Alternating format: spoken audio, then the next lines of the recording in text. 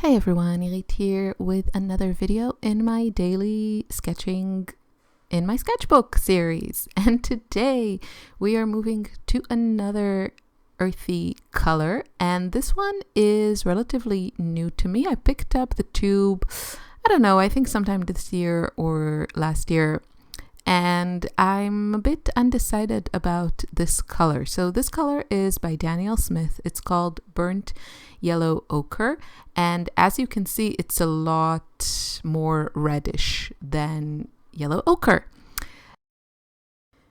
It is a granulating color, and yeah, as I said, I'm not really sure how I feel about it. It kind of reminds me of Lunar Red Earth, just a little bit in the tone of it. I think this one is probably a little bit more orange than the Lunar Red Rock, which is a bit more reddish, I think. But yeah, I don't know. I might carry this on to my autumn palette because I feel like I need to use it more and see how I feel about it. But that's it. Okay. I don't know what to tell you more about it. It does make a pretty color when you mix it with white. Now, I have to tell you, I'm watching this video kind of the same way as you are, because I honestly can't remember what I did, and I'm too lazy to look in my journal, which is right next to me. So there you go. That's the real me. I think I just wanted to play, and because this color kind of has that earthy, bit reminiscent of like burnt sienna, I thought, okay, I'll try and mix it with ultramarine blue and see how these work together. And they do neutralize each other rather nicely. And then I thought, okay, I think I kind of want to go heavy on the ultramarine blue. And that is what's going to happen. Now, I was trying to look at my color wheel, and then I just decided to go for it. So here we go with a flat brush. I've been using one of the things that this project or challenge has taught me is that I really enjoy using my flat brush for background, for application of color on the background. Because it's a flat brush, it doesn't hold too much water, and I also enjoy the shape of it. I feel I can kind of create these jagged lines around my florals, which I like for negative painting. I think the problem is for me, especially when you're working in such a small surface, is if you go in with like a large round brush, you get a lot of water, and then things just they get very wet very fast. And using a flat brush kind of prevents that and really lets me apply the color a little bit more heavily, is what I'm trying to say. So yeah, again, I don't know, this kind of took a life of its own at some point, which I do enjoy when paintings do that. I wasn't sure what I'm doing. The problem is I don't really love this color, so I'm just trying to figure out a way to use it in, a way that I like. And I figured, okay, I'll go with ultramarine blue, which is a color that I love, and I'll just play with the mixes at some point. It's nice to have some of the pure color also, and then add some of the mixes. Maybe I should have toned down that ultramarine blue just a little bit, because it's quite intense, especially on the left page. But yeah, live and learn. And then I decided, because I had also all of that rainbow arrangement on my palette from the previous video, I thought, okay, I'm just gonna go there again.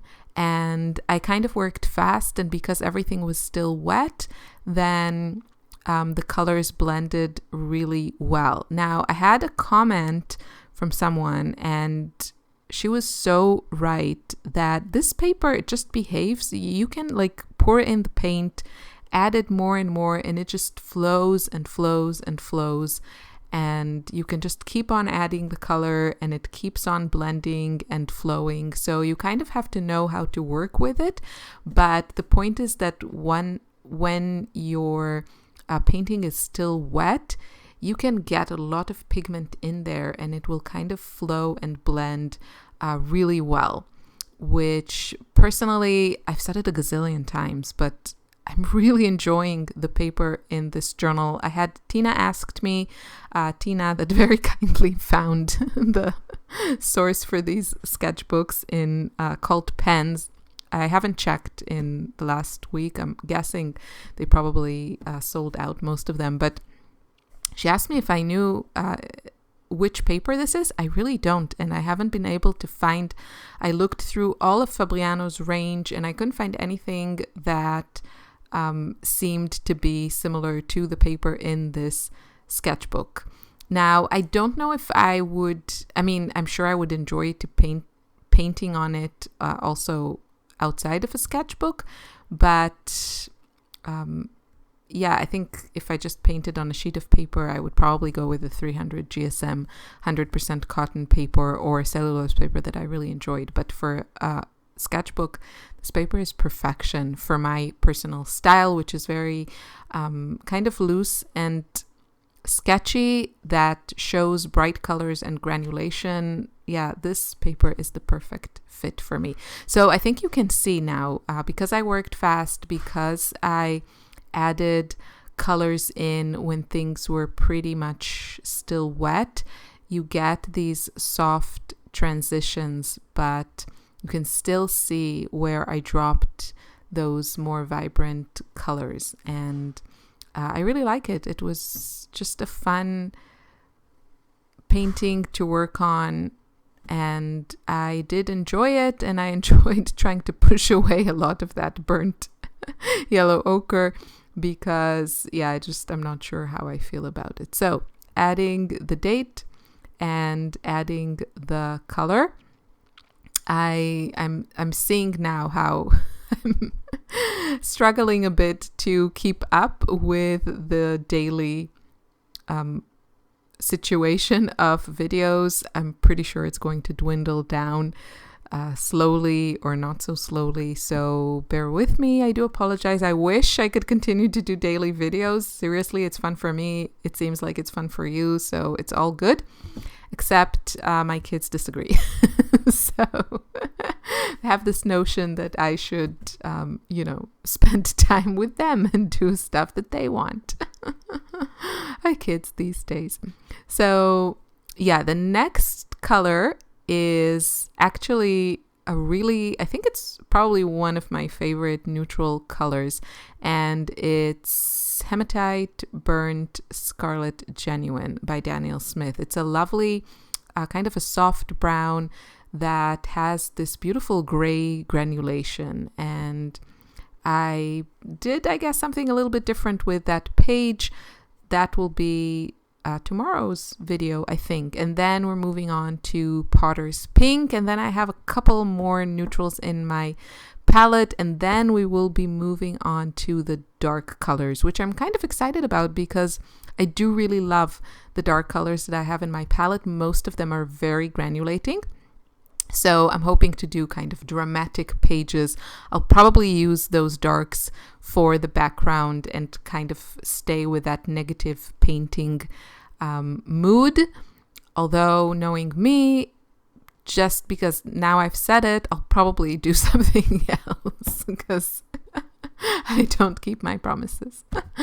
But that's in my mind. I think I can imagine enjoying using those as background. But so that's coming, hopefully, maybe. Also, I hope to film the kind of updated mini travel palettes filled with delicious paint. I am completely unsure about whether that's going to work for me or not. Time will tell. we'll see how that goes.